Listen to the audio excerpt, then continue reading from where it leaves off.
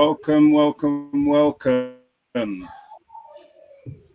You're locked into the Ball at All Cost, the podcast that dives deep into the grind, the hustle, and the heart it takes to make the beautiful game.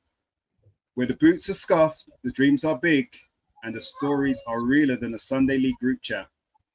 Today's guest, a shot stopper with hands like magnets and stories like movies. This man has stood tall between the sticks, weathered the storm, but kept it all the way real, all the way 100 people. From clean sheets to dirty pitches, non-league battles to mental resilience. We're talking pressure, purpose, and passion without filters. And he's not just guarding the goals, he's building them. Founder of Fly for Sport, a brand created for keepers doing it different. This episode's about grit, growth, gloves on, entrepreneurship. Ball at all cost, warmly welcome the one, the only, Mr. Melvin Minter. Welcome, welcome, Melvin. Thank you. Appreciate the introduction. No, thank you. Appreciate the introduction. Very, very kind words.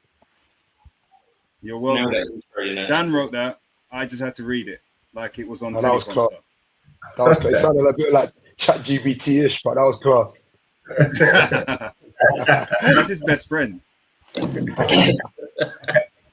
No, thank you guys. So appreciate the welcome. Thank you. You're welcome. You're welcome. As is customary, we're going to go around the panel, ask everyone how they're doing, and we're going to ask you, Melvin, and we're going to go straight into it. All right. We've only got Deji for a short period of time. He's got other call-ins. He's a busy guy. So Deji, we're going to start with you. How are you doing? Yeah, I'm doing good. The weather's been all right. We had a nice little run out at Tottenham Hotspur Stadium today. That was very interesting. But generally speaking, I'm actually looking forward to the season kicking off. I feel like we've done a lot of hard work over the summer, but actually I just want to see the fruit of thy labor, as it were. So looking forward to the kickoff of the season in 3 weeks. But yeah, generally I'm good and always delighted to be here. So thank you. Good. Dan, how are you doing? AKA just a dad. That's me. Dad duty this week, stroke coach yesterday. It's been a good weekend. We had a good day yesterday, despite the final result. It was good. The boys played well. They did everything we asked of them, and can't complain. But yeah, another week, another day, we're here breathing, so we give thanks again. Yeah, FFP doing big things out there. So good stuff. OC, what's this week 3 without being a coach? How are you doing? I'm struggling. I'm good. Boys not played football for a few weeks, and training was back on, as was a match today. So it was good to be on the sidelines and just see what was going on. Pulled out this top today. This is a Tigers top that I used to coach over the last few years. Just as out of respect and as a tribute to Lisa. So Lisa was the club secretary at Tigers, been involved with Tigers for 27 years. Also, we're all from Essex, East London area, so the Echo League is what we're all involved in. And she was like high ranking in there as well. And we got the sad news this week that she tragically passed away. So I just wanted to honour her, because you know what, all the managers across this area know her. They like, she's impacted so many, but sort of the kids as well. And like the passion her and Keith, her husband, have for the game. Yeah, it's upsetting for the whole football community. So I just wanted to sort of give her a bit of a tribute and just honour her really, because it's a real sad time for the family, for the community, and that's what we're about, isn't it? It's about community, this grassroots football. Like everyone's in it together. Everyone is trying to achieve some of the goals, and you know what she was about? She was about the kids. So Tigers is a fantastic football club, best grassroots setup that you'll find, just in terms of providing an environment for kids, and that's what she was about. Not let's not have this be the best team. Just what can we do to make this the very best experience for the kids? So she'd be a big loss, and I just wanted to recognise her at the start of the podcast for the word. It's just as a tribute. Respect for that. Respect, absolutely. I was going to banter you actually for your shot, but then you actually explained the reason, and it's a very significant one. And it's very important that we acknowledge and recognise these founder members of the grassroots team, because without them, a lot of stuff wouldn't happen to the boys. And parents who live it as much as the boys, right? So, and girls. So, respect and condolences to her and her family and all that. So, Melvin, how are you doing, my brother? Thank you for joining us Yeah, on the show. yeah, I've been blessed. I've been good.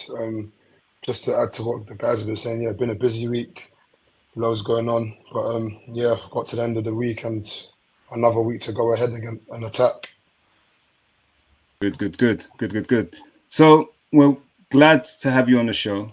Dan has spoken about you quite a bit over the last few months. Must get you on, and you're here. And this is something that's really passionate to yourself and something passionate to Dan, who is our resident goalkeeping dad. And I'm actually going to hand over the reins to him.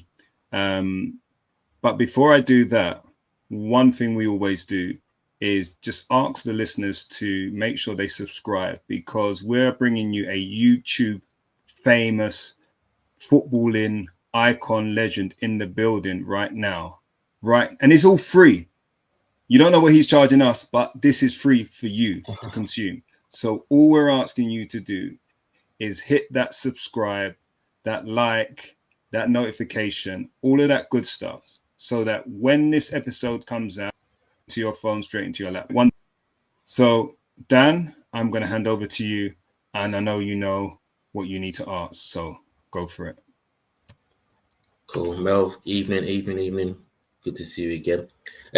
We normally do the same thing. So about you, your journey, your path, how did you get from point one to where you are now? It's a little bit about yourselves, what you're doing. Let the people out there know who you are and what you're about. Yeah, so where do I start? Melvin Minter, goalkeeper, coach, entrepreneur, YouTuber. Yeah, I'll say that they're the main four elements. Long story short, started out Sunday League like everyone else. 95% of boys grew up playing football. Always was a goalkeeper from day one, which I get asked about a lot. Started out in Sunday League. My first team was Edmonton Rangers, from my knowledge.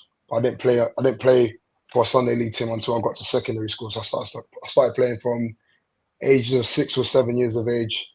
Grandmother took me into football. Went to the local after school club after primary school sort of days and played a bit of football, etc. Got to secondary school, and that's when you go to the what kind of stood out for me when I first started secondary school was the school trials, and that was like the first week of secondary school. And when it kind of tells you like where you're at in terms of ability levels and how good your school is at your age group. So got into my first Sunday League team. Didn't actually get into my school team until I got to about year 10 to my memory. And our school level was high because I went to an all boys secondary school. So the level was very, very high. And played Sunday League up until the age of 16 when I was leaving school. Done my GCSEs, and the first sort of academy that I signed that was Oxford United. And that was my first sort of experience moving away from home. So I had to live in Oxford, relocate there. They call it digs, which is a accommodation. You go and live with a family that's close to the training ground, and they look after you, etc. And you come down on the weekend to see your family, etc. So I lived in digs for a year, played for under 17s and the youth team. And the deal was you have an extended schoolboy contract, and if you do well, you get a scholarship, a 2-year scholarship at the end of that at the end of that season. So in our group, only 2 players ended up getting scholars. And they brought in external players into the youth team, and I had to relocate back to London. And it was a weird time because it was my first sort of like reality check of like, just because you've been at an academy didn't really mean nothing. And at the time when I was 16, 17, Oxford United were in League Two. Obviously now they're flying in the Championship, etc. So long story short, had to graft to go again. And then I signed at Brentford Football Club. Brentford back then were in League One. So I signed at Brentford Football Club when I was 18 and was there for a season until I was 19. Now they call it under 23s, etc. I know Brentford have restructured and got a B team. Back then it was called under 21s. Played for the under 21s, and it was weird because the whole team in our under 21 setup was all on professional contracts. They were all like fringes on within the first team. I was the only one on the professional contract. I was on like a third year scholar type of thing. So me and a few like youth team players were involved in that. Didn't get a professional contract, so that was like another setback. And then that was my first time playing non-league football, like men's football, at the age of 20 years of age. So had to really grind. Played step 4, step 3 levels up until I got to 23 years of age, and things changed for me. A big platform called Rising Ballers reached out to me, and they're doing massive things on a global scale and a national scale. And long story short, for the audience, if you don't know who they are, a bit of context, they provide opportunities for like young up and coming talent, and they showcase that around the world. And they built up a big media platform. They're publishers essentially. They publish online content for young players globally and in the UK. And they just built up a platform of keep bringing together all unsigned players that were under the age of, let's say, 23, making a men's team and trying to help them get into professional football clubs. And at the time, our group, we had a strong group. We had players such as, the one that stands out is a player that's playing in the Premier League right now called Iliman Ndiaye. At the time, he played with us at Rising Ballers. He went to Sheffield United from there, and he's had a sensational career since. He's played at the World Cup for Senegal. He's currently Everton's number 10. He's done very, very well. Like, we're very proud of him because he showed that there's a pathway coming from Sunday League, coming from playing at the rough pitches that we've all grown up on, and now he's playing in the Premier League, an established Premier League player. But back to Rising Ballers. From Rising Ballers, there was about 6, 7, 8 of us that were involved in Rising Ballers in terms of players that went to sign professional contracts at various clubs, whether it was the UK or abroad. So that sort of gave me a lot of online sort of it built my profile online a lot, gave me a lot of trajectory, and brand deals started coming in, getting recognised more, professional football clubs recognising that as well. And it kind of showed, I'd say, the youth, like the youngsters in our generation, or my generation anyways, that there's different routes of getting into football. You might come through the academy route, going to the first team. You might come through non-league, playing first team at non-league, going through there. You might have to build an online presence through various different media platforms and then get your opportunity through that. So that was my opportunity. Another thing that helped me massively was Soccer AM as well. It was a big, massive sort of TV program I watched growing up from young, and somehow, some way, lines connected, and I was involved in their platform. And I was Saturday mornings, I was live on TV, facing shots against celebrities, influencers, ex-pros, etc. So that helped my profile massively. And it was around COVID times where everything was shutting down, but for me, I was getting opportunities at professional football clubs. And 2020 was when I first signed my first professional contract, and things just took off from there. So yeah, that's pretty much my story in a nutshell. Yeah. Just say, wow, you kind of brushed over that. You kind of say, yeah, just did this, yeah, just did that, yeah, just pretty impressive, to be honest with you. The Rising Ballers platform is really good. Like you said, it showcased you, but you did a lot. Casually just got into Soccer AM. Everybody grew up watching Soccer AM, right? It is, I don't know what it is like now, if I'm honest, but certainly when I was growing up, Premier League started, Sky Sports, there are other TV channels out there, but Sky Sports, Soccer AM was a staple. No matter what you're doing, for that 2 or 3 hours Soccer AM was on, you had it on in the background. Dipped in and dipped out, but you had it on. And those goalkeepers, those shots challenges, 5 shots, one team come in, another team come in, celebrities, everybody watched that. May have overlooked the goalkeeper, but the goalkeeper was important, right? And that was you. At a period of time, that was you. So that's massive, like you say, live on TV. So doing big things. And just to push that on a little bit, your pro career, because I saw, and correct me if I'm wrong, you represented England at under-19s in Italy in a tournament. Is that correct? Yeah. So back to the point of, there's a lot of moving parts that I've skipped, because sometimes when you realize in life, when you've done so much things, it takes other people to remind you, oh, you've done this or you've done that. So you kind of reverse engineer on things. But back to that point, that was England schoolboys that I played for. And that was a time I got released at Oxford 17, and then I signed at Brentford when I was 18. But that middle period, I went to a team called Hayes and Yedden. Hayes and Yedden, I think, got step 4, I believe, or step 3.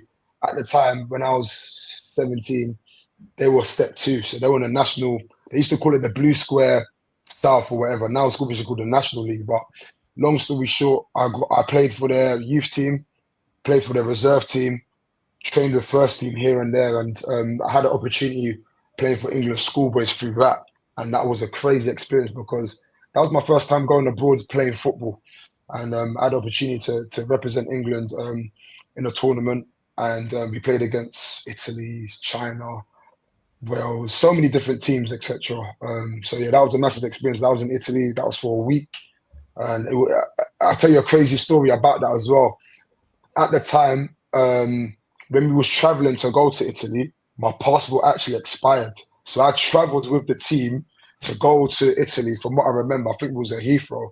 And these times I was very unprepared. A lot of the time when I was young, I was relying on my talent a lot. I wasn't really like, I didn't have the mentality, let's say. I was relying a lot on natural dynamics, and got to the airport, passport had expired, had to actually come back home while the team traveled to Italy. And then I had to get an emergency passport, and I flew out, I think, like the 2 days after. So I actually missed the first game, which was against Romania, to my knowledge. So when I travelled back up, thankfully I had the opportunity to play the rest of the games. But sometimes in a dynamic like that, a coach can turn around and say that it's your responsibility. You didn't look after things off the pitch. We're going to punish you on the pitch. So that was a learning curve for me. That was an eye-opener up, because it showed me that when you're in a professional environment, or if you're doing professional dynamics, you have to do things off the pitch as well as you do things on the pitch. So yeah, that was a crazy story, but it was a massive experience and it helped my development. Massive. I'm going to hand back over to Dan, but there was something you touched on with that and something earlier that I'm going to come back on. So we're going to go back and forth, but you've got a unique story. You've done a lot of stuff. So there will be a lot of back and forth, I would imagine. But Dan, take over, please. Yeah, like I remember, Melvin, I first saw you, I can't remember what year it was. It was on Rising Ballers. And I remember I first saw you, I was like, you look older than everybody else as well. I was to think, who is this big man really playing with these kids? But obviously, every Sunday, release a new drop, I'd watch it and I actually see how good you was. And then I kind of followed your story. And I think I met you a few years later at Power League. And I recognized you then. I was like, oh, I remember I recognized you in Rising Ballers, etc., etc. My son's a goalkeeper. Can we like connect and maybe get a session? But what I hear a lot from you, Melvin, in this conversation is about mental resilience. Yeah, that's just not just about during a game. Obviously, you had setbacks and you've come back again. You've had another setback and you go again. So being a goalkeeper, you know, it's a learning position. And I tell Kelly this all the time. How do you deal with those setbacks and the pressures and that mental toll, the mental pressure of not being in a club, being released, or seeing your peers moving on and getting deals? How did you mentally deal with that? Because a lot of boys and parents probably going to hear this now and think, my boys go through the same thing. Like how they cope with that. What advice are you giving those boys and girls that are also playing as well? I think if I reverse engineer that, as a man, like, we're all gonna go through different types of pain, etc. And especially as a man, you have to have responsibility. You have to provide and protect, just ultimately on a human level. But when we relate that to football, goalkeepers, I believe you have to be the bravest and the most courageous in terms of a team, because whenever anything goes wrong, you take the first hit, and you're also the last line of defense. So having that responsibility and that pressure on your shoulders, I think you have to naturally be a goalkeeper. Otherwise, it's a position that you wouldn't naturally take. So for myself, like, you grow up, when I wasn't in the professional environment, I was playing Sunday League, I always looked at it from the outside in thinking, I'd love to be at a professional football club one day. And when you get there, that's where you kind of have to work harder than what you did to get there. And my issue that I had before I got to the ages of, let's say, 22, I say 21, 22 is kind of where the penny dropped and things clicked for me. Some players, maybe later. For some players, it's better it happens for you earlier. It took setbacks for me to really click in. But back to that point, when I was at Oxford United, I kind of took it for granted. I looked at it like I'm out of London, I'm in my own environment, I can just train and get away with it, whilst I'm seeing my teammates doing extras, and I always thought I didn't need to do extras because maybe I didn't have the hunger, or maybe I didn't have the mentality at the time. So I think it took for me to have setbacks and for me to see like my peer group doing very, very well, for me to realize like everyone's got their own individual journeys, whether you're a striker, a goalkeeper, midfielder, defender, everyone's got their own individual journeys, and not everyone's going to make it. So if I can at least give 120%, even if I don't make it, I will have no regrets. And it took me being released from 2 clubs, which was Oxford United and Brentford, before things kind of changed for me, because I always thought to myself, I've got the ability, etc. But as we know, like we all watch football, we all understand football to a certain degree. Talent alone is not enough, and it's very, very true.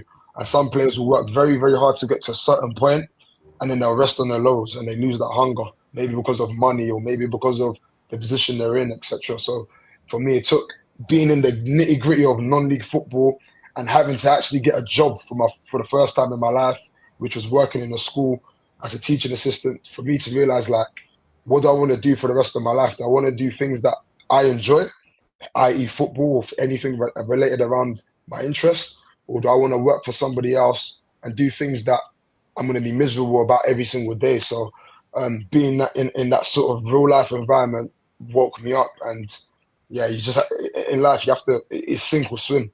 As a man, you're going to have to rise to the challenge, or you're going to sink, and you'll be that another story that you tell people, oh, I used to be this type of player or that type of player.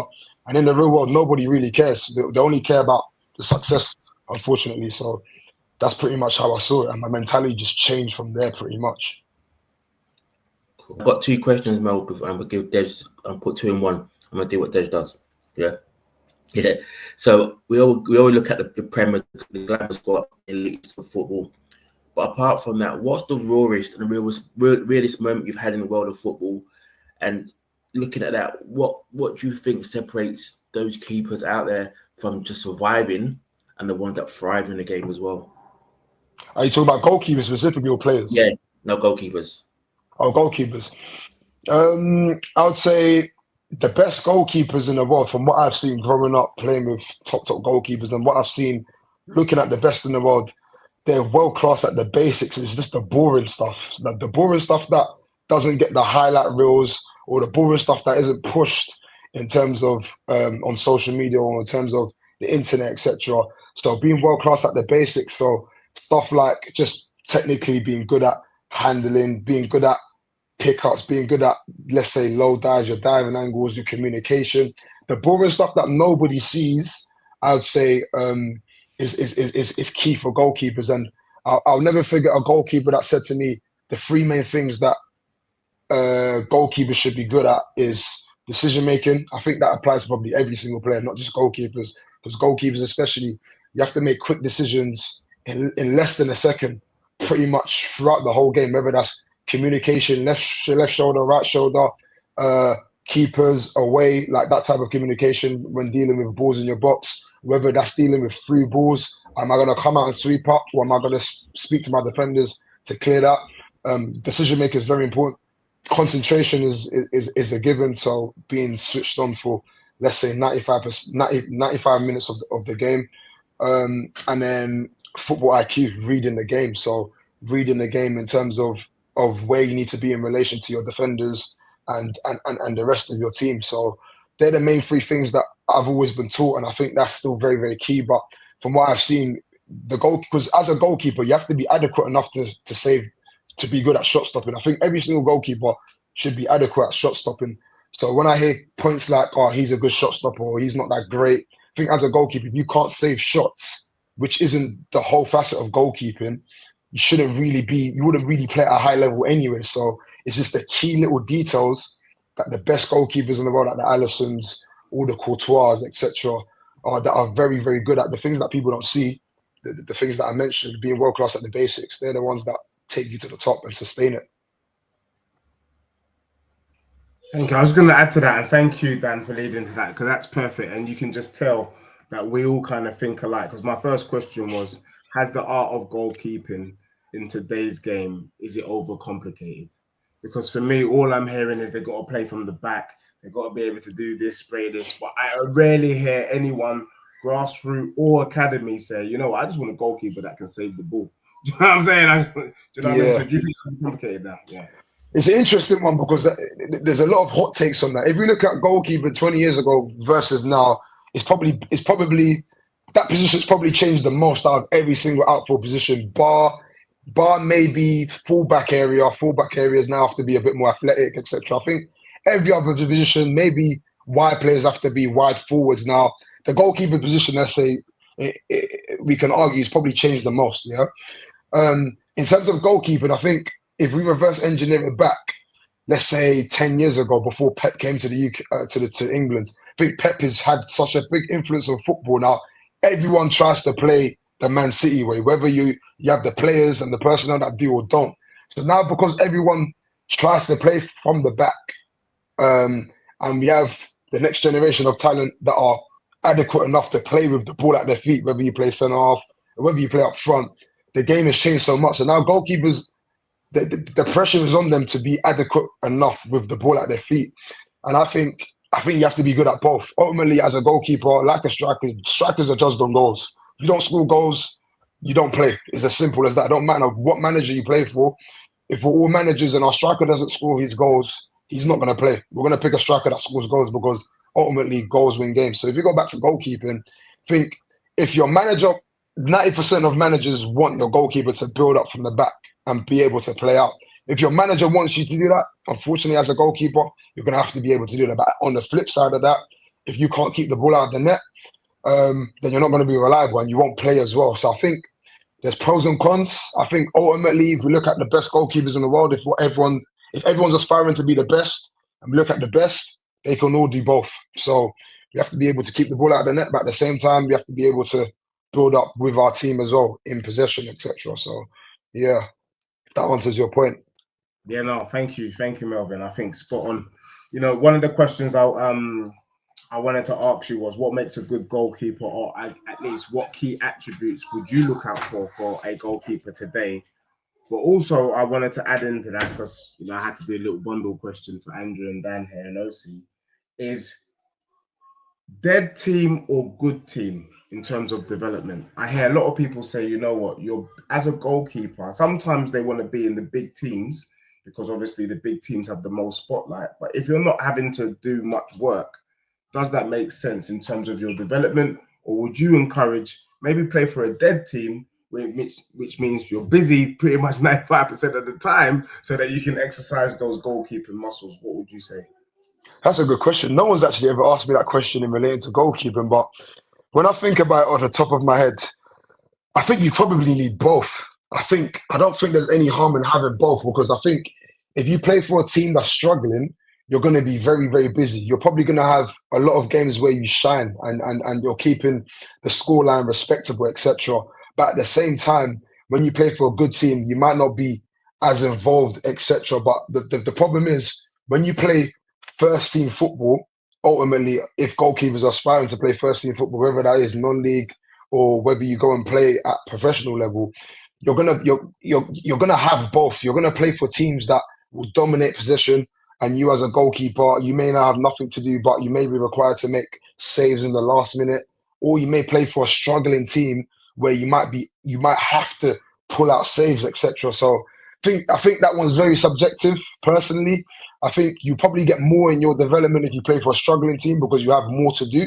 At the same time, you might end up playing for a struggling team, stand for a Man City in your career at some point, play for the academy, and you might have nothing to do for 90% of the time, but you might be required to make that 1v1 save in the last minute or have to come and take a cross under duress for the last 10 minutes of the game. So I wouldn't really say I'm for or against for both. I think if you have both, it'll probably help your development, I think, personally. I don't know, what do you think? I think, for me, I'm old school, so I like the classic keeper should just be able to save a ball. You know what I mean? For me, that's got to be numero uno. Save a ball, and then we can work on the distribution and all that kind of thing. So I feel like get that locked in first, and then once that's fully locked in and we know we've got a shot stopper on our hands, then you can start to progress and look at more progress in the game and the development. I feel like too often, though, I feel like it's the other way around, and maybe that might hinder the development of the young goalkeeper. But my last question to this, though, funny enough, because I think it actually fits well. Too often in the grassroots game, I'm still hearing it today. You hear a young lad after the pitch. I'm sure Andrew's heard it. One of his best defenders has gone off and said, I'd rather be in goal. Do you know what I mean? And you've got the parents saying, you know what, hush your gums, not going in goal. What say you, Melvin, on that? Because there's a lot of young girls, young boys who actually, they don't mind going in goal and putting those gloves on and jumping around like the cats, but the parents are the ones blocking it. What say you to those parents? It's interesting. It's an interesting hot take on that, because I think if we look at the goalkeeper position just generally, it's probably the most unappreciated and the most undervalued. If we look at football just generally, the strikers get paid the most money because goals is what ultimately wins you games and it keeps managers in jobs. So I think goalkeepers probably warrant the least transfer fees in terms of if we're talking about money, etc. So maybe parents, and maybe you guys you might have the same outlook. I'm not sure on all of your sort of opinions, but you might have, when you're growing up and you have your child, you might not want them to go and goal first. You might want them to play outfield first because there's more reward if we're talking about the long term. So I just think goalkeeping wise, you have to a certain degree, you have to be very, very brave to be a goalkeeper. And you have to have a lot of responsibility as well, because there is a lot of pressure on your shoulders. Only goalkeepers understand goalkeeping. You're one person in a team sport.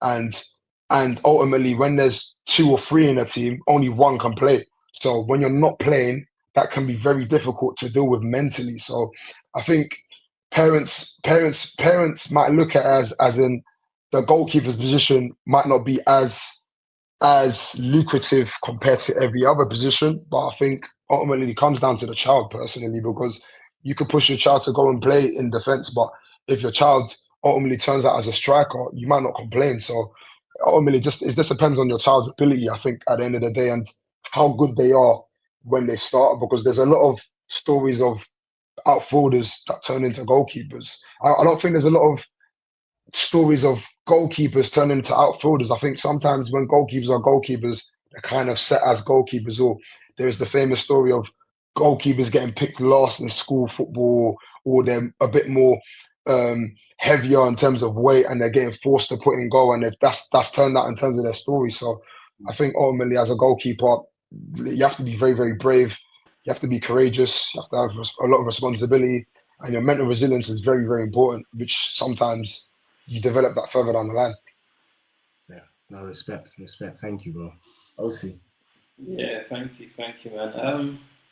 I don't know if you just answered the question, but I'll go for it anyway. So, just from your experience in the game, what have the keepers that have gone the furthest and sort of doing best in the game now? Have they been keepers that have started like goalkeeper from foundation, or players that have turned keeper? What makes the best type of keeper?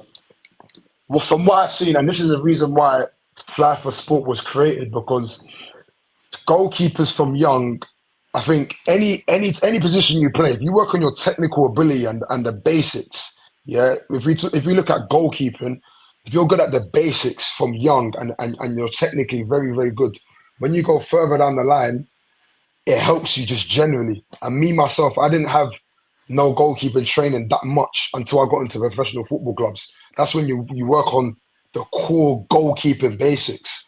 As players, you're taught to work on your technique, etc. As a player, but as a goalkeeper, there isn't many goalkeeping outlets out there unless you're in a professional environment. So if goalkeepers are able to learn on the technical side and the basics from young, then it helps them further down the line. And I think from what I've seen in my experience, the ones that were in pre-academies, or the ones that their parents got them doing goalkeeping training, whether that was private sessions, etc., from young, it helped them as they got older and older and older, compared to the ones that had to play a bit of catch up, like myself. It's all good having a natural ability of being able to be a good shot stopper, but the simplest things of goalkeeping is, can you Can you make a low dive and save? Can you scoop the ball and do a pickup when a shot's straight at you? If someone's striking the ball straight towards you, can you just catch it, like just naturally? These are maybe goalkeeping terms you guys might not be familiar with. Maybe Dan will be because of his son's a goalkeeper. But if you're able to work on the basics from young, it helps you further down the line massively. Okay, that makes sense. Obviously, you've got boys and girls that have gone in 10, 12, 13, but maybe they're technical with their feet, but they're playing catch up just in terms of that understanding and the dynamics of the goal. So that makes sense to me. And back to your point, if say for example all of you guys are managers at different teams, yeah, you know ultimately you want your goalkeeper to come and take crosses. You want your goalkeeper to dominate his box. You want your goalkeeper to make sure, like, dealing with shots, he's handling is good. He's not giving away rebounds, etc. So these are all goalkeeping elements that if you work on your technical ability from young, or you have that training, the older that they get, the easier it becomes for them to deal with these type of things when they're in game scenarios. So that's what I think, that's the difference in terms of goalkeepers that go all the way to the top, because they had that sort of development from young, and that helped them further down the line. Okay. I was going to ask a question. I'll let Andrew slip in, but just before. So obviously you've been on a journey. Yeah, you've been playing from young. You started like 16, 17, sort of getting into that like academy professional space. I just wondered, can you give a bit of insight to like the grind and the journey? Because my boys under 8s, yeah, and their boys are slightly older. And you've seen boys that have been playing pre-academy, they've gone through to academy, and the smooth journey, you go through to the academy, and then like you get your scholar, and then you get your pro. But that's just like a picturesque view. Obviously, you've been in the trenches. I just want to understand a bit more about what is it like to fight for contracts, to go on trial, to have setbacks. Just a bit of realness to the journey, because I feel like parents have this view in their mind, which is a bit, that's not how it works, basically.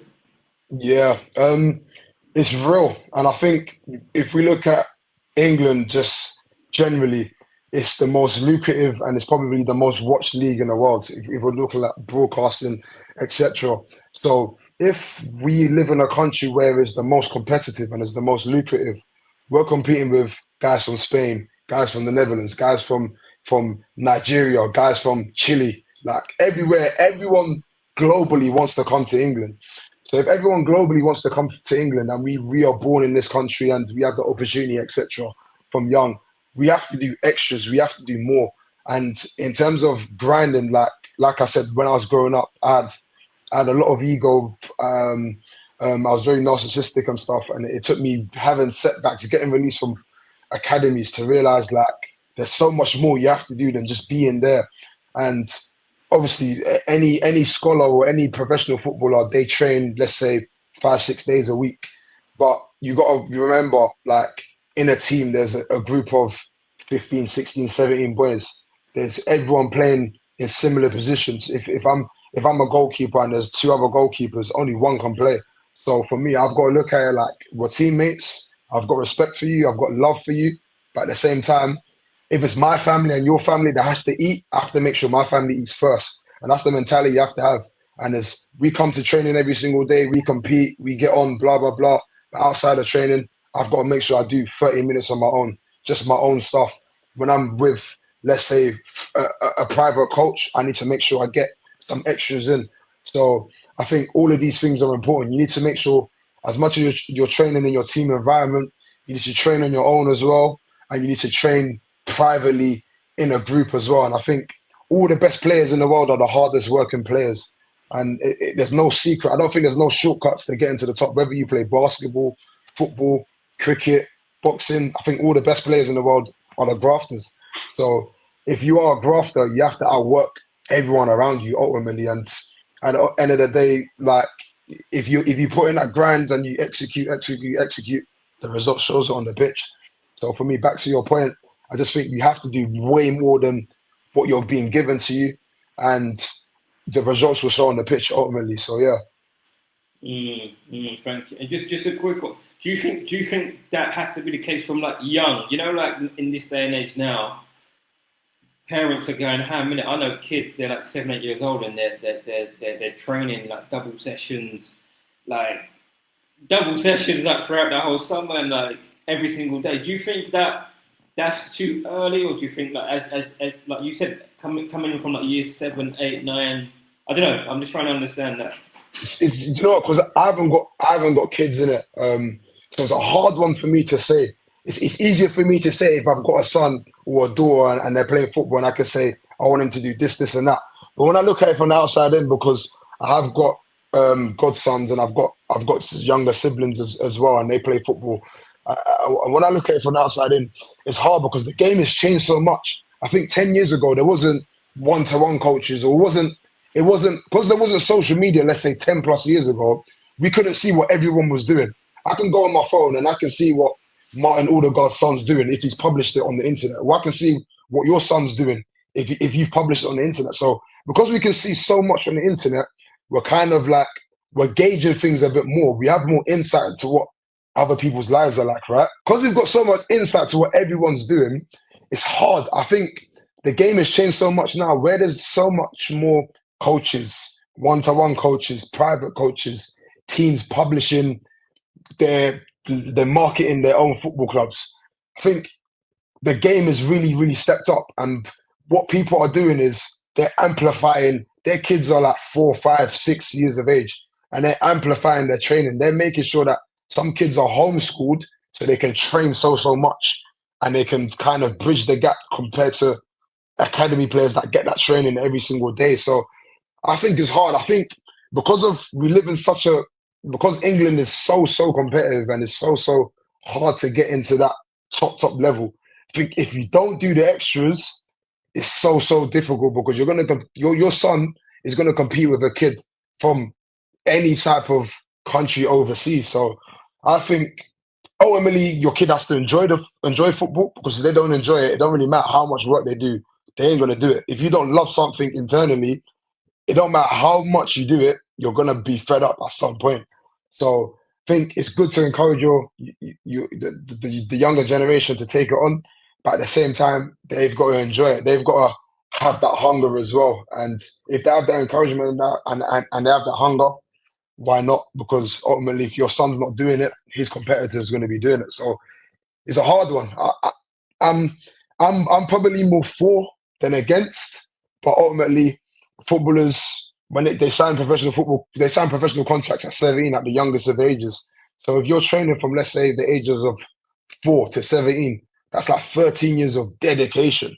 And if you put in that dedication, I just think it will pay off if you put in the amount of work. So yeah, it's a tough question, but I think ultimately if you put in the work, you will get your rewards. So much to unpack there throughout. I've been silent and I have so many questions now. I might have to bundle like Deji as we've lost Deji. But let's stay on this theme of social media, right? Because you're a social media personality. And we're going to come on to that a bit more. But you kind of started this whole Instagram showcasing with the Rising Ballers, right? So that was an amazing platform for you and those that took part in it. And it worked. And something we've discussed on this pod before a couple of times now is, like you said, OC could post or publish, as you use the term, his son's footballing journey, drills, double sessions, etc. on the ground. And you guys got scouted with Rising Ballers. And every other parent now is hoping their son gets scouted, recognized, what have you. Where do you stand on social media and showcasing your children today? Do you think it's too much? Do you think it's what it should be? Do you have an opinion? Yes, and it's something I've thought about. It's something I have a lot of conversation with, let's say, family, friends, especially friends. A lot of my friends all have kids.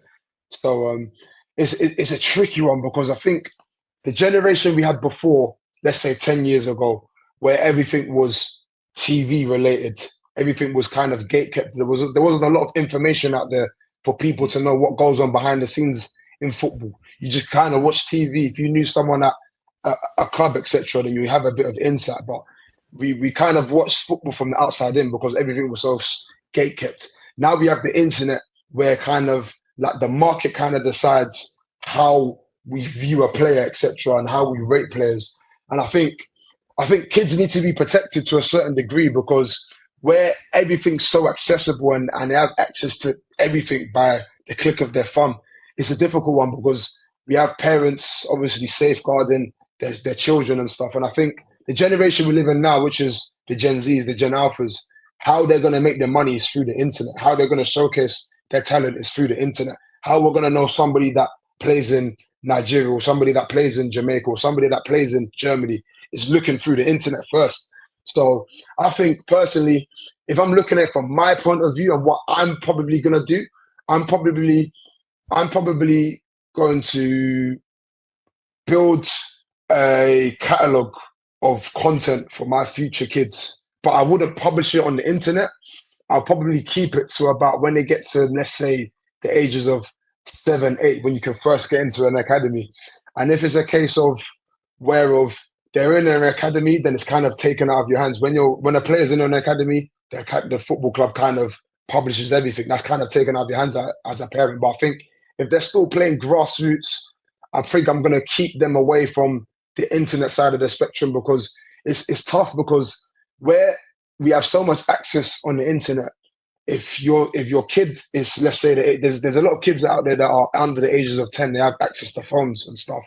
And where there's so many predators and there's so many, let's say, in inverted commas, like negative people on the internet, because they have that access to children, I don't like that type of the spectrum. That's something we can't stop. That's out of our control. So for me, I'm personally going to avoid publishing my future children until they get to the age of, let's say, 8, 9, 10 years of age. Then it may be the case of distributing them online and stuff so that they can build their own platform because now everyone's a brand. Like everyone can build their own brand online, and football isn't the only way to be successful. We've seen the likes of, you can be a journalist like a Fabrizio Romano and live a good life. You could go through the YouTube route, a bit like myself. There's so much different assets to football now. There's not being a footballer only for you to really excel. So I think everyone has their own sort of agendas. Some people may introduce their kids into it very, very young. Some may do it older. But I think because the generation we live in now, the Gen Zs and the Gen Alphas, this is where they're going to be seen and this is where they're going to make their money.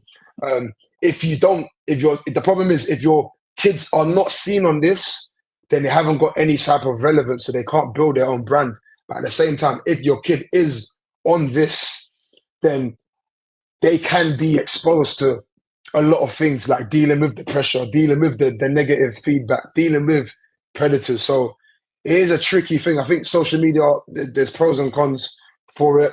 It's just ultimately down to you as a parent. How do you want to police how much you're going to expose your kids to things? Because there's so much you can do in your house, outside of your house, but you got to remember these kids, they spend 60%, 70% of the time in school.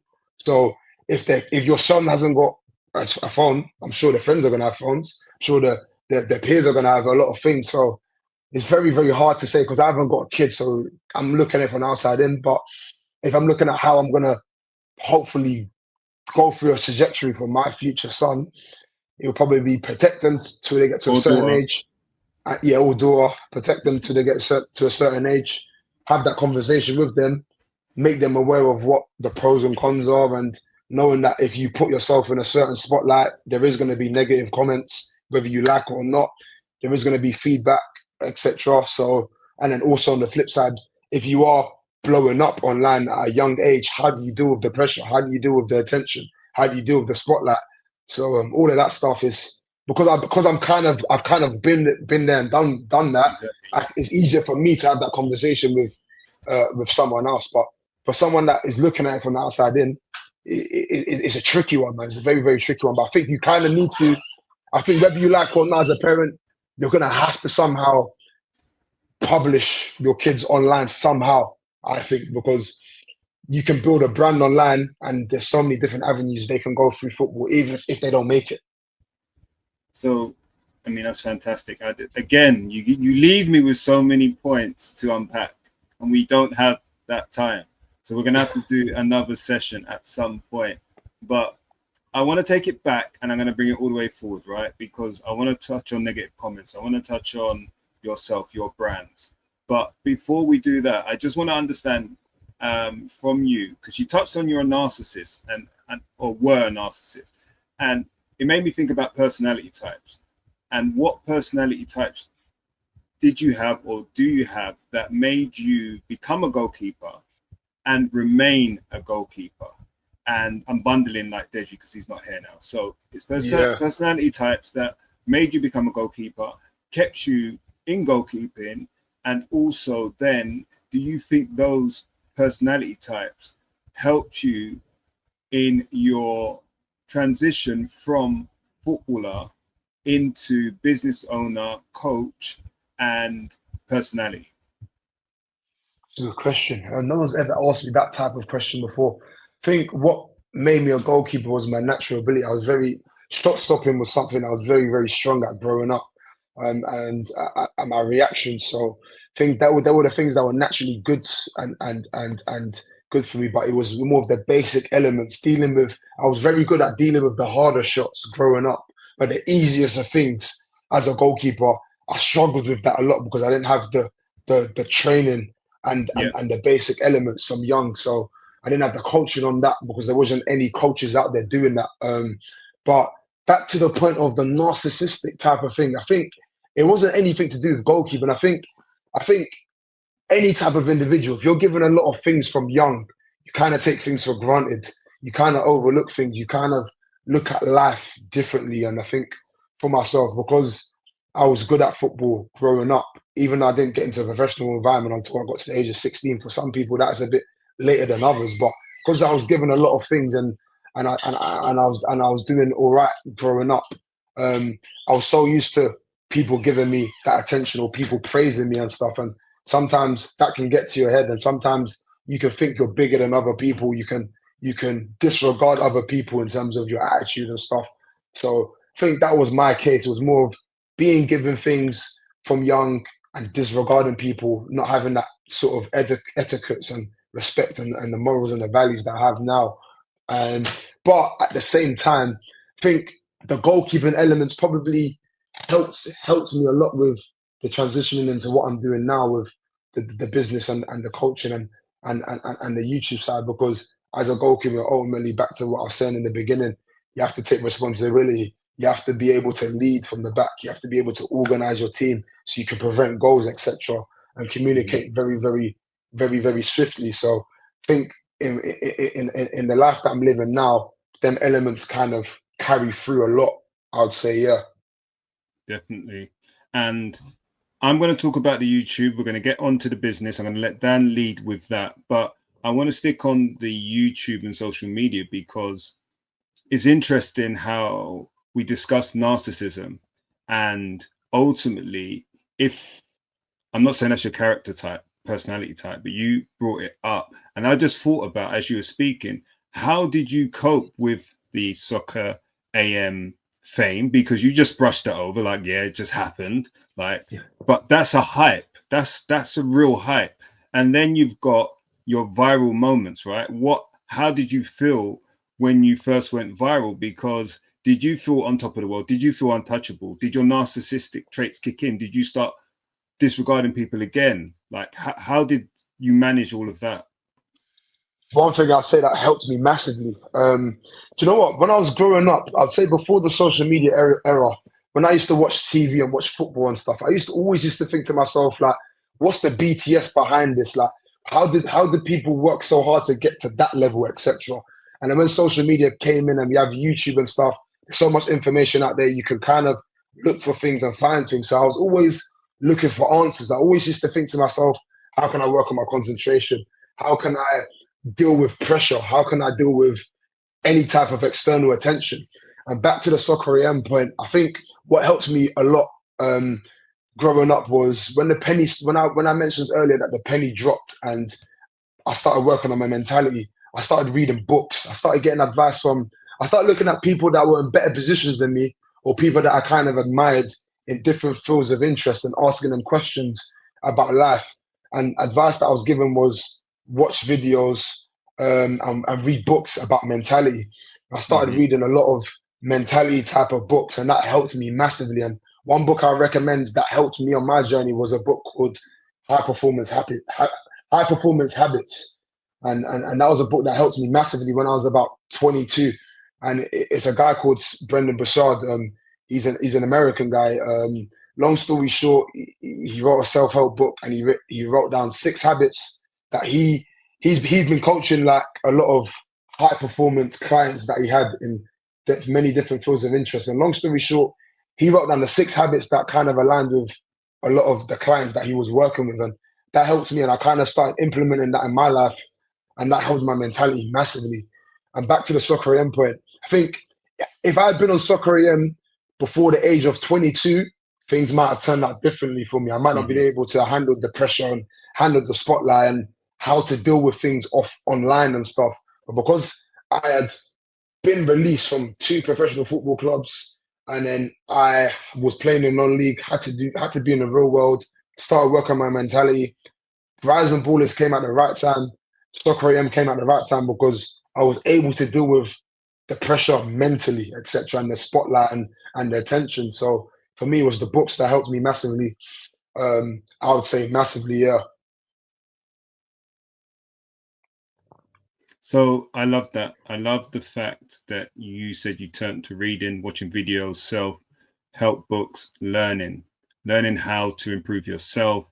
As a goalkeeper, you touched on concentration, mentality. I think goalkeepers have it the hardest. OC's question, I wanted to chip in, but if we keep on jumping in, we'll never finish the pod. But you touched on concentration, and I was just like, well, the question being good team, bad team, I think you need both, like you said, because you need to be able to concentrate for a long period of time, saving shots upon shots, but you also need to be able to concentrate doing nothing for, like you said, 91 minutes and then pulling off the save to make that 1-0 lead stay 1-0.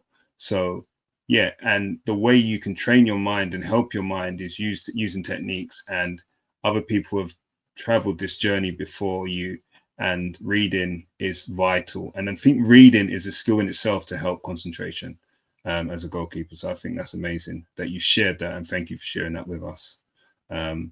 So Dan, it's going to take over again, and I think we're going to talk about your coaching and your business from there. Thanks, Andrew. So thanks, Mel. So I'm going to talk about that as well. But what I want to ask you, because I know there's loads of parents out there that are probably thinking the same thing. As young goalkeepers in the foundation phase, for your experience, do you think the whole phrase and word of profile is sometimes overused and users looked at different ways? You might have younger goalkeepers that maybe not developed yet. They're maybe not at the heights in terms of physicality of those goalkeepers that are in the same age group, but they have the same ability, they make the same saves, make the same mistakes as the bigger boys. But because they're not as tall, the coaches, the academies overlook those little areas and think these big boys get the pass anyway, regardless of the small boys. And how detrimental do you think that is on the boys that hear that on a regular basis? Yeah, do you know what it is? It's a big thing, and it's a big thing in the country. And I think if you look at football, just generally speaking in the UK, like footballers are judged before anything. Is he an athlete? That's what a lot of coaches say in terms of outfield players, and then goalkeepers is how tall is he? That is the first thing that is said. I think because we have, let's say, an older school mentality based on how a profile of what a footballer should be, whether you play in goal, whether you play outfield, it oversees anything. And me personally, I don't discriminate. I'm more of, I look at your ability first and what you can do as a goalkeeper before I kind of reverse engineer all the other aspects. But because of the country that we live in and the culture and the philosophy that academy teams all have and at first team level, unfortunately, that is what we have to deal with. So as a goalkeeper, like I said before, if you haven't got the height, it makes it extremely more difficult for you versus someone that has the height. And all of these clubs, obviously, I'm blessed because myself, I'm 191 centimeters. I'm 6'3". So me growing up, I never had that issue. I always had the opportunity in various different points of my career. But for goalkeepers, the smaller goalkeepers are always the better ones technically, whether that is goalkeeping, whether that is with their feet. But because they haven't got the height, it's such a big problem. And I think because the country is so big on the physicality side of the spectrum, rather than other countries like the Spains, etc., or the Germanys who are more technical, like the Netherlands who are more technical when kids are growing up, it's so difficult. So I empathize a lot with goalkeepers that are not as big in terms of profile, but ultimately this is the reality. And if this is the reality, how can you overcome the reality? And there's plenty of examples of goalkeepers out there that were small on the spectrum that went on to make it. Iker Casillas played for Real Madrid, probably played over 300-400 games in his career. Obviously, he played at the highest level possible, but that's a prime example. Pepe Reina played for Liverpool. He was under 6 foot, if that. Played for Liverpool, had a very good career, Spain international. And there's examples of goalkeepers in the Premier League now. David Raya, I believe, is 6 foot, if that. And he's playing for Arsenal, for a team that is probably the best defensive team in the country, in my opinion. And he's come from playing in the Championship with Blackburn. He had a loan spell in the National League for Southport when he was younger. So, like, Jordan Pickford's another one. I think Jordan Pickford is 6 or 6'1", and the goalkeepers at first team level, they're required to be 6'2" or above. So there's examples out there. Obviously, it's easy to get discouraged as a goalkeeper, but you have to look at the ones that have gone on to have careers. Victor Valdez is another example. Played for Barcelona, and he was 5'11", if that. You have to look at the ones that have done it. They're the examples, and follow that blueprint. And it's up to you to try and overcome that obstacle and make a career for yourself. Cool. I take note, and I'll sit down with Caden. We'll work out a blueprint based on Victor Valdez. So Five for Sport, I've seen it online. I hear bits of. We spoke about a little about it, and I think it's unique, and it's probably a niche. One of the things you don't hear about on a daily basis. So, what is that looking like, and what is your plan in terms of where it goes? What's your vision for it? So, reason why I started this was pre-COVID times, when I was in and around Vibes and Ballers and then transitioning into professional football. I always used to get a lot of messages, and still this day, I still do, from goalkeepers all over the globe messaging me saying, Melvin, I'm a goalkeeper. I'm under the age of, let's say, 15. I can't get no goalkeeping training because I'm at a club, my football club. They have outfield coaches for players, etc., but there's nothing for goalkeepers. I'm just good at shot stopping because I face a lot of shots, but goalkeeping just in general, which was the problem I had growing up, I haven't got no coaching. So how can I improve?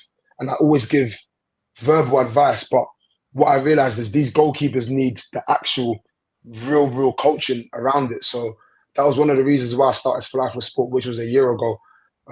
Me and my business partner Mitak, who's helped me on my journey a lot with a lot of my social media stuff that you do see.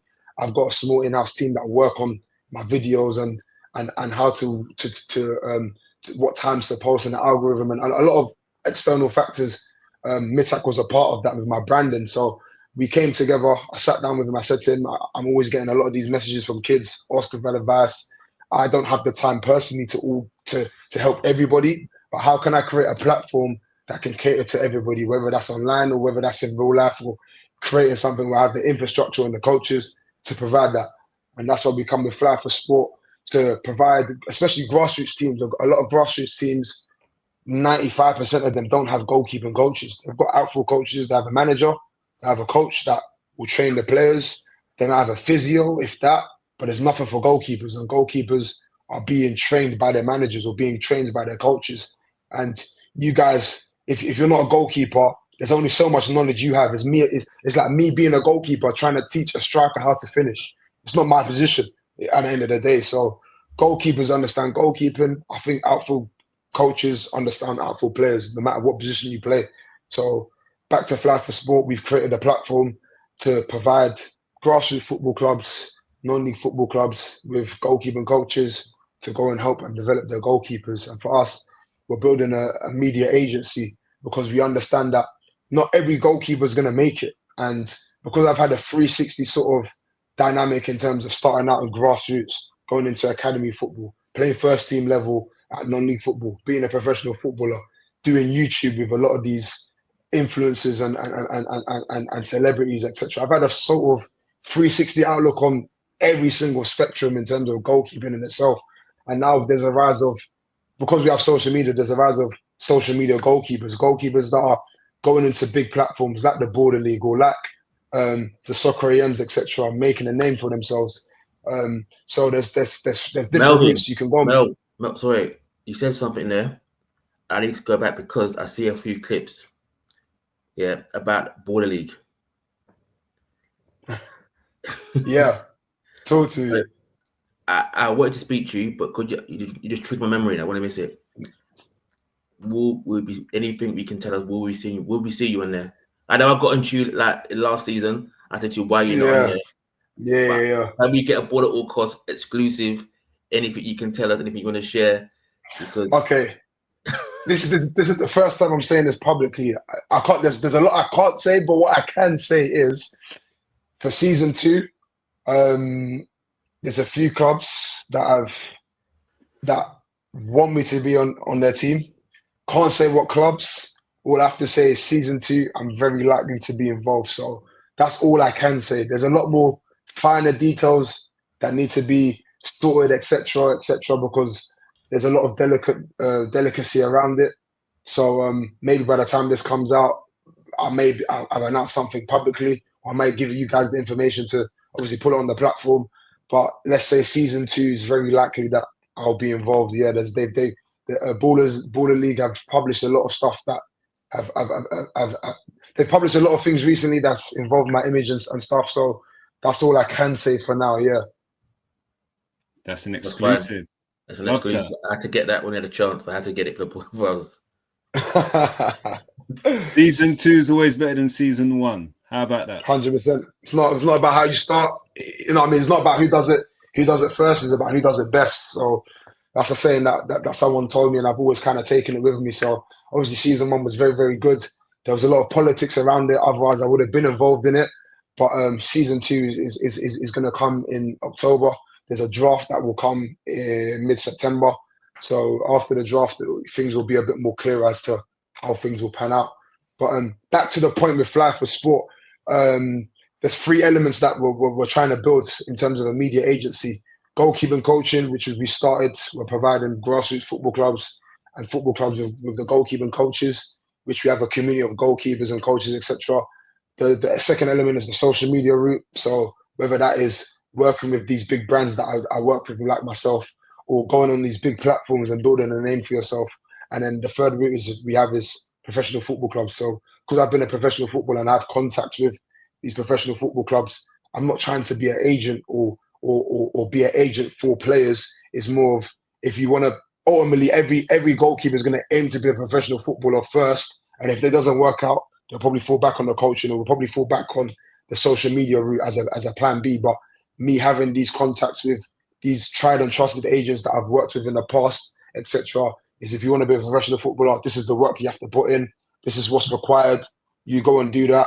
We wish you all the best, and we build a sort of online sort of platform, online sort of profile for you as you transition, and that's part of the story that we can make around that and publish that the same way the Rising Ball has done that for players like me and a few others that went on to transition to be professional footballers, and creating an online sort of platform for us. So at Flag for Sport, ultimately, we're building a media agency and something that's going to cater to goalkeepers in the UK, and then we aim to take it overseas.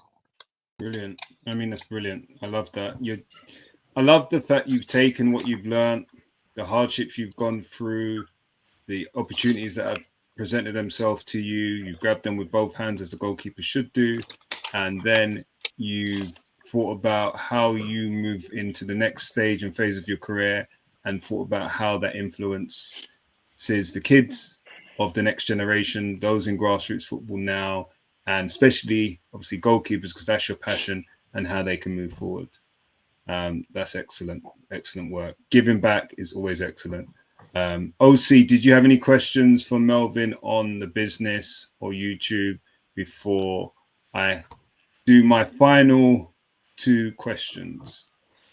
I've got one. So just touching on what you said earlier on, obviously from young players out there, they're doing the sessions, they're getting that specific training that they need. And obviously it comes at a cost, right? It comes at a cost. So look, obviously being a business owner, entrepreneur yourself, do you think, what's my question? Do you think there's opportunity for parents to not necessarily get online and speak about football, but just to get online and maybe create like extra revenue? Because it's expensive, right? And it's time consuming as well. So if you're working a 9 to 5, which 95% of the parents are doing, but then you know others as well that they've got their business set up, they've got their online venture set up. Have you got any inspiration or any words of advice for parents that might be thinking that way? Maybe I could start a side hustle to bring that extra income to support my child. Like, what's your thoughts on the whole entrepreneurship and trying to grow from that angle? It's an interesting one because I'll give you an example. I think it's Miles Lewis Skelly. I believe his mum is his agent, but at the same time, I think she's created a platform where she advises parents on giving insights on agents, football agents. I can't remember, but I think I read it somewhere. Someone told me about it. I could be Number wrong. one fan. Number one fan. Yeah, that's it. She's got a platform where she's advising the next generation of parents on the insights of working with football agents and the insights in football. So I think ultimately as a parent, a lot of things, your hands are tied. Ultimately as a parent, you have to provide for your kids, whether that is you having your own business or whether you're working a 9 to 5. But at the same time, as a parent, because it's hard for me to say because I'm not a parent, but if I look at it from the outside in, if you're able to build something, if you have the time, maybe obviously you have 9 to 5 and then you have your 5 to 9, which if you're able to build something on the sides, maybe your interest or something that you're passionate about, let's say something you're interested in, and there's examples of people that have made revenue from it. There is no harm in maybe venturing into something that could build an extra type of income that could maybe give you the freedom further down the line, because we live in the UK and we understand that you need multiple streams of income. Like, as you've seen, we had COVID only 5 years ago, and a lot of people that had quote unquote jobs lost their jobs and they had to rejig their whole sort of life trajectory. So I think even if you have a 9 to 5, or even if you have a business, I think one stream of income, 2 streams of income are not enough. You have to have multiple streams. So I think if you're able to make the time, or if you're able to employ somebody to build something for you that you can own some sort of equity in, because I think business is very, very difficult to do it on your own. I have 2 businesses. I have one on my own and I have one with a business partner. The one on my own will probably take longer than the one with my business partner. And I think business is a team sport to a certain degree, a bit like football. You need a team to build something. And now we have AI and etc. Things will be a bit more easier because us as humans, we value convenience, and AI is going to commoditize a lot of things, and it may impact a lot of people's jobs, but at the same time, it's going to make things more easier in terms of convenience. We're going to be able to do more in less time because of the artificial intelligence that we have. So if you're able as a parent to build something around your interests, or something that is that can be profitable in future, why not give it a try? Because the internet, there's endless opportunities on the internet, and there's prime examples of people that are around the world changing their lives just on these online platforms. So I think, why not give it a try? Because in 10 years from now, things are going to be so much more different, and the things that are like quote unquote, let's say jobs that are just normal jobs, they're going to get commoditized. So yeah, why not give it a try, I'd say. Yeah, thank you. Because there's listeners there that they might have a thought, an idea in their head, and they're struggling. Yeah, they're struggling. You've got to put food on the table, but they want to support their kids' journey. I'm like, listen, look, we've got Melvin on the show. He's inspiring. He's been doing his thing. It might be slightly different context if you've got kids, but listen, if you've got that thought or that spark in your head, why not try, like you said? And back to your point, I think if you don't do it further down the line, you'll find out somebody else has done it. And because the internet, because we can kind of see what everyone's doing, people copy each other all the time. So it's like, if you are going to do something, make sure you protect what you have. You have a patent, or you have your copyrights, you have protocols in place that if people replicate it, they can't replicate the same exact model. Does that make sense? So a lot of people have ideas all the time, but at the same time, you want to make sure that you protect it so you can have market share as well. Yeah, thank you, man. And Thank you. Yeah, I'm making notes. Like, we haven't done all of that stuff. We need to do that. And I think we need to speak to your business partner as well to help us go viral as well. Yeah, we need all of that good stuff, all that knowledge. We're going to have to speak offline about that as well. So I guess we're coming to the end of the show. This hour and 16 has flown by. You've been very generous with your information and very generous with your time. You didn't realize it was that long, did you? No, it's gone quick. It's gone quick. I got my headphones in, but I've been locked in, man. It's been a good conversation. That's what I'm saying. And if we've had a good conversation, the listeners will have a good conversation to listen to on their way to work or whatever it is. And what I'm hearing from a lot of parents is that they're letting their boys or girls listen to the show. So we are PG friendly. And yeah, the information is for all, right? And some of the bombs you've been dropping, some of the knowledge you've been dropping is for parents, like OC's last question, and a lot of it's for the kids themselves. So we are here for everyone. And I guess, OC, what you're saying is parents should focus on their 9 to 5, obviously, but also consider what they're doing in their 5 to 9, as Melvin said, dropping bars, real knowledge. So we keep it moving. So Melvin, I'm going to ask you 2 questions as we wrap up. So I'm not sure if you're familiar with the show. The last one is a regular question. This question, though, isn't so regular. This one is specific to you. In terms of you're active online, right? You're active. Who has been the best person or people you have collaborated with, and why? This is just a general question, yeah? That's a general question. Just a general question. I'm just curious. Been a lot of big hitters. I'll probably say Ball at all costs. Stands up. Ball at all costs. That was the answer. Ball at all costs. Ball at all costs, I'd say. No, I'm joking. No, okay. If I'm being probably honest, yeah, I'll probably say Harry Kane, but on a human level as well, because I've worked with him quite a lot. Sketchers Football. He signed with Sketchers Football about 2 years ago, and I done a sort of boot sort of launch with him. This was just before he went to Bayern Munich, so just before that summer, which was 2 years ago. That summer when he was leaving Spurs and he was going to Bayern Munich, there was a whole conversation and speculation about where was he going to go to. He's been linked with Man United, etc. Was he going to stay at Spurs? He went to Bayern Munich, but just before that period of time, Skechers Football decided to enter the footballing market and design football boots.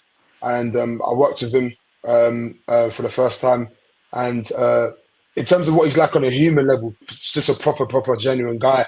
And obviously, we've seen his career from the outside in, and he's been one of the greatest Premier League players over the last 10 years, etc. And I think he's second in terms of goal scoring, in terms of the Premier League goal scoring list. So I'll probably say, in terms of other than you guys, I say he's the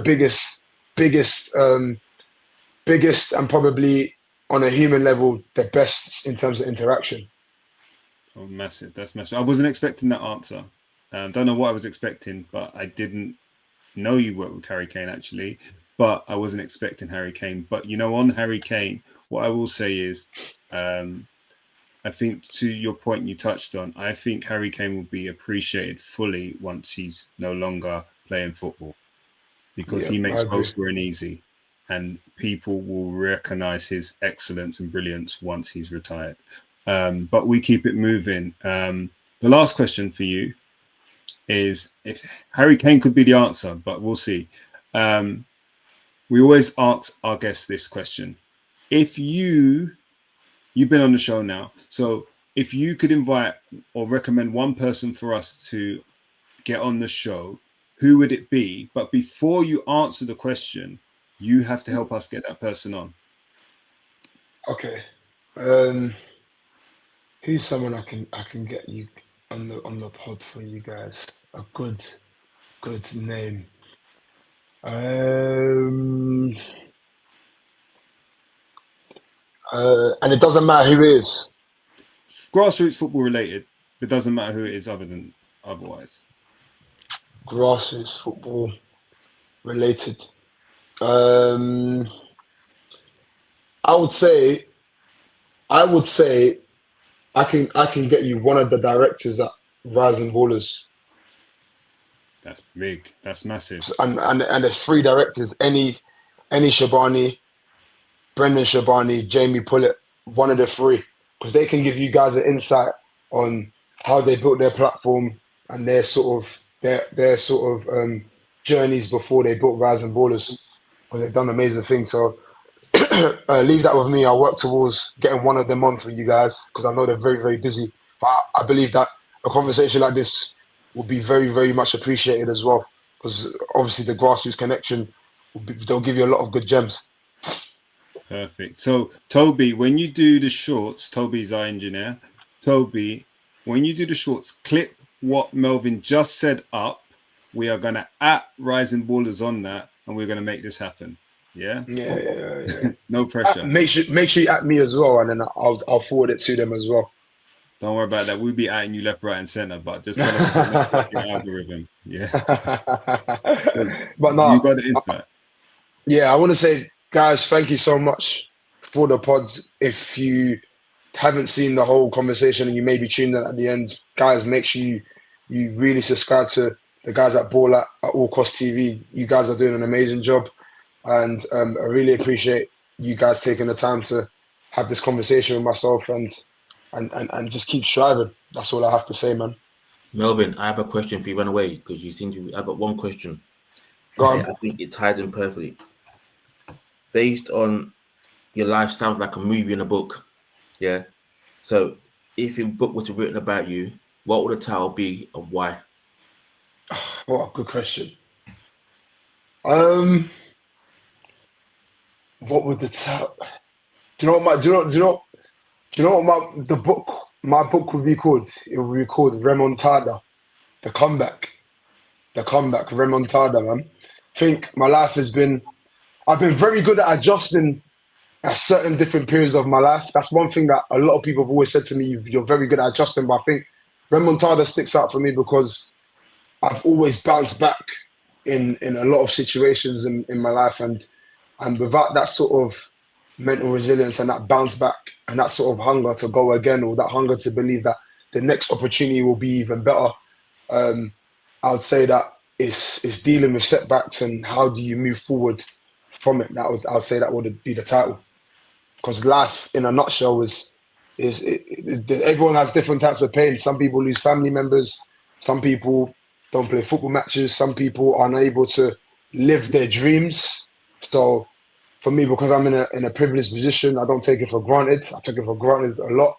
But at the same time, it's very, very hard to achieve what you want, and it's very, very easy to lose it in a second. So for me, bounce back, even when I might not be happy with how life is, or I might not agree with a certain dynamic, or something might not be going my way. I've always have to remember the bigger picture. This life is a marathon. I've only lived 30 years. I've still got, by God's grace, another 60 years to live. So I ain't even lived life like that. There's people like yourselves that have way more life experience than me. So I still got a lot to learn. Man just said we're old. Yeah, that's what I heard. That's exactly what I heard. You've got more life experience than me in it. So No, I have to take advice from you guys, man. No, I hear that. Respect for that. No, honestly, it wasn't taken like that. It was taken in the way it was intended. All good. We've got to have a bit of bounce. So listen, you probably don't need to, but we're going to ask you to anyway. Please drop your social handles. Let people know where they can find out about you, your businesses, and everything else going on with yourself. Yep. So me as the individual, Melvin Minter, Instagram, TikTok, LinkedIn, and then my YouTube is Minter Madness. Spells my surname and then Madness. Snapchat as well, Minter Madness. Twitter is also Melvin Minter. And then my goalkeeping academy is Fly for Sport. So fly, start as fly, and then four, start as four, and then sport. That's my goalkeeping academy. Any goalkeepers that are interested in goalkeeping training or any grassroots football clubs that need coaches, we have a community of goalkeepers, we have a community of coaches, and we have a platform that we're building, and ultimately is to serve the goalkeepers ultimately. So yeah, that is me in terms of socials. Brilliant. Thank you very much. And this is the last question. Cheeky one. If you do happen to appear in the next season of the Baller League, will you come back on during and give us some insight, please? 100%. Yeah, 100%. I'll say give it to like game 3 or 4 when there's a bit more like foot through the door, etc. And then yeah, I'm more than happy then coming on and giving you guys insights of what happens behind the scenes. And also as well, another thing that I didn't mention in terms of working with the brand work, I work with the EFL and Sky Bet, so we'll go into all the EFL clubs, and I'm the goalkeeper for a channel called the Liga 72, where then we go to Championship, League One, and League Two clubs. So that is also back as well from next week, going to various different football clubs in the Football League, etc. So maybe there'll be episodes out on that as well that can give you guys some insights on, and maybe people in the audience that want to hear the BTS behind that. So yeah, we can have another conversation. I'm more than happy to do that. Okay. Like we're building brands together. We're building. I love that. But you 100%. take care of yourself. I see you got the bandage on your arm, so you take care of yourself. Yeah. Yeah. No, we'll do, man. Thank you guys, man. I appreciate it, man. All right. It's been Ball at All Costs. It's been Melvin Minter, Fly for Sport, and we are out. Take care, guys. Take care.